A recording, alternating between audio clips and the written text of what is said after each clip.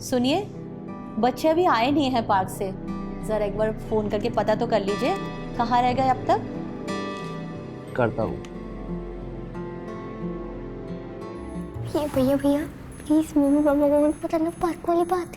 अरे क्यों नहीं भाई, मम्मी पापा को भी तो पता चले उनका छोटा बेटा कितना बड़ा निशानेबाज बन गया है। अरे भाई, कौन बन गया है बड़ा निशानेबाज, हमें भी तो पता चले। क्या हुआ आदर्श, आज इसने फिर से पार्क में कुछ शैतानी की है क्या? बता दूं? भैया प्लीज। अरे भाई, मामला क्या है? पापा शाम को आकर बताता हूँ, अभी ऑफिस के लिए देर हो रही है। हाँ पापा, मुझे स्कूल भी तो जाना है।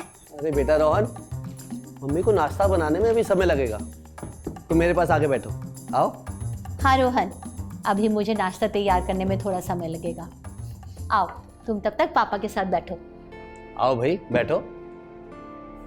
बताओ, आज पार्क से आने में इतनी देर कैसे लग गई? पापा वो। अरे बताओ बेटा। पापा, आज पार्क में हमें कुछ अनोखा और नया सीखने को मिला। अच्छा, ऐसा क्या अनोखा सीखने को मिला आज पार्क में? पापा, आज जब मैं पार्क में खेल रहा था तो मैंने एक पत्थर पेड़ की तरफ उछाला जो गलती से भैया को लग गया। तो भैया ने मुझे पास में बुलाया और समझाया कि ये अपराध हो सकता है, इसके लिए मुझे सज़ा भी हो सकती है। और फिर भैया ने मुझे अपराध और सज़ा क्या होती है वो भी बताया। तो ऐसे आज मैंने अपराध, सज़ा और उससे जुड़े हुए कानूनों में हुए बदलाव के बारे में विस्तार से जाना। तो क्या समझ आई तुम्हें? भारतीय न्याय संहिता। भारतीय न्याय संहिता? हाँ पापा, पर एक बात समझ नहीं आई मुझे। बताओ, क्या समझ में नहीं आया? इसको न्याय संहिता ही क्यों नाम दिया गया? बहुत अच्छा सवाल किया बेटा तुमने। देखो, पहले इंडियन पिनल कोड यानी आईपीसी अंग्रेजों के जमाने से चला आ रहा था, जो सिर्फ मूल रूप से सजा पर ही केंद्रित था। सिर्फ सजा पर ही केंद्रित? देखो, समय के साथ साथ समाज में और उसमें होने वाले अपराध में दोनों में बहुत बदलाव हुए हैं। तो ऐसे में जरूरी हो जाता है कि न्याय व्यवस्था भी उसके अनुरूप सरल, आधुनिक और प्रासंगिक बने। न्याय का मतलब सिर्फ सजा देना नहीं, बल्कि समाज में रहने वाले हर इंसान को सुरक्षा, बराबरी और इंसाफ देना भी होता है। पापा, भैया ने बात मुझे पार्क में बताई थी। अरे वाह। और हाँ, ये नई भारतीय न्याय संहिता यानी बीएनएस पूरी तरह से न्याय पर केंद्रित है। ओ। ये सिर्फ सजा देने वाली संहिता नहीं, बल्कि लोगों को सुधरने का मौका देने वाली और समाज को बेहतर बनाने वाली संहिता है, जो पूरी तरह से भारतीय सोच पर आधारित है। पापा, इतने बड़े और पुराने कानूनों को बदलने की प्रक्रिया कैसे हुई होगी? देखो बताता हूँ। इसके लिए सबसे पहले सरकार ने देश भर के कानूनी विशेषज्ञों, पुलिस अधिकारियों, वकीलों, न्यायाधीशों और सबसे महत्वपूर्ण हमारी आम जनता से राय ली। इसके लिए गृह मंत्रालय की एक स्थायी समिति का भी गठन किया गया। रोहन, इस समिति की सिफारिशों के आधार पर भारत सरकार ने महसूस किया कि अगर सचमुच कानून व्यवस्था को मजबूत बनाना है तो क्यों ना एक नई, आधुनिक और आसान कानून संहिता बनाई जाए, जिससे प्रत्येक नागरिक को आसानी से और जल्दी से न्याय मिल सके। हाँ रोहन, पापा बिल्कुल सही कह रहे हैं। दरअसल बीएनएस, बीएनएसएस और बीएसए ये तीनों कानून आपस में गहराई से जुड़े हुए हैं। BNS, BNSS, BSA? अरे क्या हुआ रोहन, आज पार्क में बताया तो था। हाँ भैया, बीएनएस मतलब भारतीय न्याय संहिता, बीएनएसएस यानी भारतीय नागरिक सुरक्षा संहिता और बीएसए यानी भारतीय साक्षी अधिनियम। शाबाश रोहन। अच्छा, तो आज पार्क में इन सब बातों की वजह से देर हो गई तुम दोनों को? मम्मी, अब कुछ खाने के लिए ले आओ, ऑफिस के लिए देर हो रही है। बस बेटा, नाश्ता तैयार ही हो रहा है, तब तक मैं आप लोगों के लिए चाय ले आती हूँ। हाँ निर्मला, तब तक तुम चाय ही पिला दो। ठीक है। रोहन, क्या तुम्हें पता है नए कानूनों को बनाने की प्रक्रिया सिर्फ पुराने कानूनों के नाम बदलना या कुछ धाराओं में फेरबदल करना ही नहीं है, बल्कि हमारी पूरी न्याय व्यवस्था को भारतीय मूल्यों के अनुरूप तकनीकी रूप से आधुनिक बनाना और उससे भी बढ़कर नागरिक केंद्रित बनाने की पहल है। और इनका मूल मंत्र भी यही है, दंड नहीं न्याय। नागरिक केंद्रित का मतलब क्या हुआ भैया? रोहन, नागरिक केंद्रित बनाना मतलब एक ऐसी व्यवस्था बनाना जिसमें आम लोगों की ज़रूरतों और तकलीफ़ों को समझकर उन्हें आसानी से बिना किसी भेदभाव के न्याय दिलाया जाए, जिसमें उनके अधिकार सुरक्षित रहें। बिल्कुल ठीक कहा तुमने आदर्श बेटा।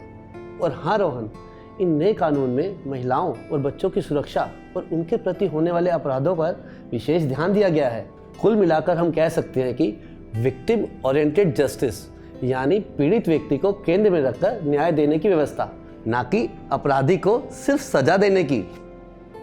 सच में अगर ये सारी बातें सही तरीके से लागू हो जाए तो आम आदमी का कानून और न्याय व्यवस्था पर भरोसा और भी मजबूत हो जाएगा।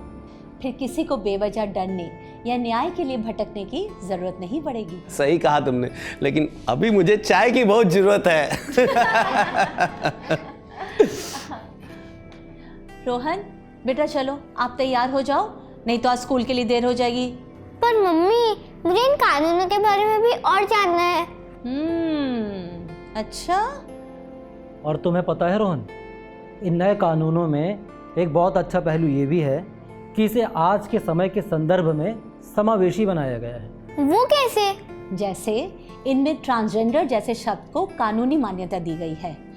नाबालिग की जगह बच्चा या बच्चे जैसे शब्दों का प्रयोग किया गया है, जो कि कहीं ज़्यादा संवेदनशील है।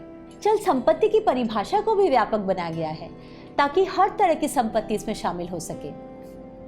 दरअसल इनमें कोशिश यही है कि कानून की नज़र में सब बराबर हो और सबको समान अधिकार मिले। सही कहा निर्मला तुमने। पहले के कानून आज के संदर्भ में काफ़ी पुराने प्रतीत होने लगे थे। उनकी भाषा और प्रक्रिया भी काफ़ी जटिल थी। आम जनता को इंसाफ पाने के लिए सालों साल अदालतों के चक्कर लगाने पड़ते थे। और तुम्हें पता है, राष्ट्रीय न्यायिक डेटा ग्रिड के अनुसार आज भी लगभग 4.5 करोड़ मामले कोर्ट में लंबित हैं। 4.5 करोड़? हाँ रोहन, लेकिन अब भारतीय न्याय संहिता यानी BNS के अंतर्गत कोशिश की गई है कि तथ्य को एक जगह और स्पष्ट और आसान भाषा में रखा जाए ताकि न्यायिक प्रक्रिया आसान हो और जनता इसे बेहतर ढंग से समझ सके, और पुलिस को भी इसमें प्रभावी तरीके से काम करने में और जनता को समय पर राहत दिलाने में आसानी हो। और पापा, अब तो इन नए कानूनों में EFIR की सुविधा भी कर दी गई है। EFIR मतलब ये कि किसी भी अपराध की सूचना अब कहीं से भी डिजिटली दर्ज करवाई जा सकती है। और रोहन, तुम्हें पता है, साथ ही ज़ीरो FIR को भी BNS में शामिल किया गया है। ज़ीरो FIR वो क्या होता है भैया? यदि कोई भी अपराध होता है तो उसकी सूचना आप किसी भी पुलिस स्टेशन में जाकर दर्ज करवा सकते हैं, चाहे वो अपराध उस थाने के इलाके में हुआ हो या ना हुआ हो। पुलिस को इसके लिए तुरंत कार्यवाही करनी होगी। अगर वो मामला उनके क्षेत्र का नहीं है तो वो थाना खुद संबंधित थाने को सूचित करेगा और केस को वहाँ ट्रांसफ़र कर देगा। हाँ, इससे पीड़ित को तुरंत मदद मिलेगी और उसे बेकार में एक थाने से दूसरे थाने में चक्कर नहीं काटना पड़ेगा। तो इसके बाद क्या फिर सारी कानूनी प्रक्रिया आसान हो जाएगी? बिल्कुल बेटा, अब देश के किसी भी कोने से केस दायर हो सकता है, वीडियो कॉल पर सुनवाई हो सकती है, गवाही दी जा सकती है। इससे गांव और दूर दराज के लोगों को भी न्याय पाने में आसानी होगी। मतलब ये समझो कि केस फाइलिंग से लेकर सुनवाई और आदेश तक सब कुछ डिजिटल हो रहा है। हाँ बिल्कुल। अब तो पुलिस अधिकारियों और जांच एजेंसियों को स्मार्टफोन और लैपटॉप के माध्यम से घटनास्थल की रिकॉर्डिंग, गवाहों के बयान और अन्य डिजिटल सबूत इकट्ठा करने की सुविधा भी मिल गई है, जिससे काम में कितनी तेजी आएगी और सब कुछ साफ साफ पारदर्शी रहेगा। और सोचो, इससे कितना पैसा और समय बचेगा। सिर्फ इतना ही नहीं पापा, इन नए कानूनों में ये भी सुनिश्चित किया गया है कि पुलिस की जांच प्रक्रिया में पारदर्शिता होगी और पीड़ित व्यक्ति का बयान दर्ज करते समय या फिर आरोपी या अभियुक्त की गिरफ्तारी के समय उनके संवैधानिक अधिकारों का पूरा विशेष ध्यान रखा जाएगा। हाँ, ऐसा ही है आदर्श। FIR से लेकर चार्जशीट तक सब कुछ डिजिटल रूप में होगा। दरअसल इन कानूनों का मकसद ही पूरी प्रक्रिया को पारदर्शी, जवाबदेह और समयबद्ध बनाना है। अच्छा, अब तो केस की सुनवाई भी डिजिटल होगी। हाँ, पर पापा, आजकल तो सब कुछ मोबाइल और कंप्यूटर पर है, यानी सब कुछ डिजिटल है। तो क्या हमारी चैट्स और वीडियोस या कोई भी डिजिटल इंफॉर्मेशन या सबूत के तौर पर मानी जाएंगी? बिल्कुल रोहन, हमारा नया भारतीय साक्ष्य अधिनियम यानी BSA हमारी न्यायिक प्रक्रिया में बहुत बड़ा बदलाव लेकर आया है। अब से अदालत में सिर्फ कागजी दस्तावेज ही नहीं, बल्कि mobile chat, email, video call, CCTV footage, server logs, ये सभी इलेक्ट्रॉनिक और डिजिटल रिकॉर्ड भी आधिकारिक रूप से सबूत माने जाएंगे, बशर्ते इन्हें सही कानूनी प्रक्रिया के तहत पेश किया जाए। समझे रोहन, साक्ष्य का मतलब ही होता है सबूत। तो भारतीय साक्ष्य अधिनियम ये तय करता है कि अदालत में कौन कौन सी चीज़ें सबूत के तौर पर मानी जाएंगी और उन्हें कैसे पेश किया जाएगा। तो भारतीय साक्ष्य अधिनियम यानी BSA इन्हीं बातों को स्पष्ट करता है। इन सब कानून और प्रक्रिया के लागू हो जाने से तो सच में सबको जल्दी न्याय मिलेगा। हाँ बेटा, पूरी उम्मीद है कि हमारे देश के ये नए कानून अब लोगों को न्याय दिलाने में पारदर्शी, त्वरित और आसान साबित होंगे। वाह, ये तो सच में बहुत अच्छा है। इसका मतलब अब तो हमारे देश में सबको जल्दी और आसानी से न्याय मिल पाएगा। चलो भाई, अब कानून की बहुत सारी महत्वपूर्ण बातें हो गई। उधर नाश्ता ठंडा हो रहा है। रोहन, तुम्हें स्कूल भी जाना है ना? चलो तैयार हो जाओ और मैं तब तक नाश्ता लगाती हूँ। आओ रोहन, तैयार होना है।